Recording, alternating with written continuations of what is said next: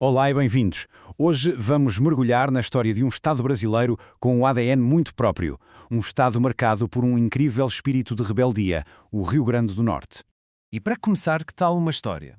Uma história real, dramática, que aconteceu em 1927 e que, de certa forma, lança as bases para tudo o que vamos ver a seguir.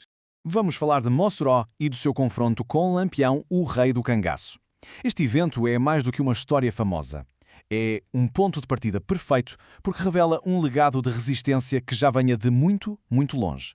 Então a história é esta. Lampião chega e exige uma fortuna para não atacar a cidade. E o que é que o prefeito Rodolfo Fernandes faz? Paga? Nem pensar. Ele mobiliza a população e diz, vamos lutar. E lutaram. O resultado? A primeira e única grande derrota de Lampião. Foi um momento tão definidor que Mossoró ganhou o título de Cidade da Resistência. Nem os homens de confiança de Lampião, como o Colchete e o Jaracá, escaparam.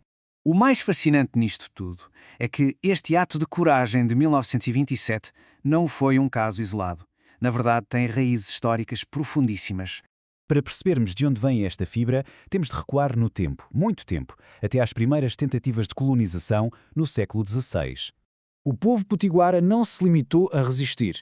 Eles repeliram com sucesso as duas primeiras grandes expedições europeias. Pensem nisto, por mais de 50 anos, a capitania do Rio Grande do Norte foi, para todos os efeitos, uma terra inconquistada. Um precedente poderosíssimo. E esta resistência não ficou só pela costa. À medida que os colonos tentavam avançar para o interior para criar gado, o conflito tornou-se ainda mais intenso. Uma luta tão longa e tão vasta que ficou conhecida na história como a Guerra dos Bárbaros. Agora, vamos dar um salto no tempo, porque este espírito de desafio não se manifestou apenas com armas na mão. Evoluiu para um desafio às normas sociais e até mesmo à lei. Imaginem, estamos em 1926, em pleno sertão, e um grupo de mulheres cria e gera um jornal, o Jornal das Moças. Não falava só de coisas leves, publicava literatura e críticas bem diretas à condição da mulher na sociedade da época. Era um ato de rebeldia impresso em papel. Agora, outro ano, outro número que, por si só, conta uma história de desafio imensa. Exatamente. A mesma Mossoró, que enfrentou Lampião décadas antes, já tinha enfrentado a instituição da escravatura. Através de movimentos como a Sociedade Libertadora Mossoroense, a cidade aboliu a escravatura no seu território 5 anos antes da Lei Áurea o fazer para todo o Brasil. E os números são esmagadores. A queda foi dramática, em parte, claro, por causa dos movimentos abolicionistas, mas também por causa de uma tragédia, a Grande Seca de 1877. Foi tão severa que muitos donos de terras foram forçados a vender as pessoas que escravizavam para outras regiões. Uma catástrofe que, por ironia, acelerou uma mudança social profunda. Mas esta história de progresso e de desafio também tem os seus capítulos mais sombrios, capítulos de enorme sacrifício e de luta. A economia do Estado foi literalmente construída sobre as costas dos seus trabalhadores. Nas salinas, por exemplo, o trabalho era de uma dureza brutal. E mesmo assim, em condições terríveis e muito antes de existirem leis de trabalho modernas, os salineiros já se organizavam e faziam greves, já em 1892. É mais uma prova deste espírito que se recusa a baixar os braços. No século XX, o desafio ganhou outra forma, a da educação. O famoso projeto de Paulo Freire em Angicos foi revolucionário.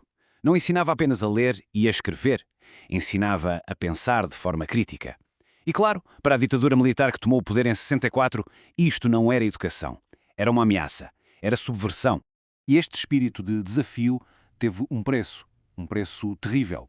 Pessoas como Emanuel Bezerra, um líder estudantil, pagaram com a própria vida. A sua luta por um país mais justo foi vista como um crime, e ele foi silenciado da forma mais brutal durante os anos de chumbo. E tudo isto leva-nos aos dias de hoje, fechando um círculo que liga esta longa história de resistência ao movimento contemporâneo muito, muito poderoso. Vejamos estes números. Entre os censos de 2010 e 2022, o número de pessoas no Rio Grande do Norte que se auto-identificam como indígenas aumentou mais de 350%. Este salto é impressionante. Passar de pouco mais de 2.500 pessoas para quase 12.000, isto não é apenas uma mudança demográfica, é um ato de desafio moderno. É uma luta por reconhecimento. É a recuperação de uma identidade que a colonização tentou por todos os meios apagar. E este desafio continua até mesmo nos termos usados. Comunidades como os Mendonça do Amberlão estão a afirmar as suas próprias histórias, a sua identidade única. Isto lembra-nos que esta luta é complexa, contínua e recusa rótulos simplistas. No fundo, o que vimos foi um fio condutor que atravessa séculos de história. Um espírito resiliente, poderoso, que não só moldou o passado do Estado, como continua a moldar o seu presente. Este legado mostra-nos que uma história de desafio é, acima de tudo, uma luta para ser ouvido.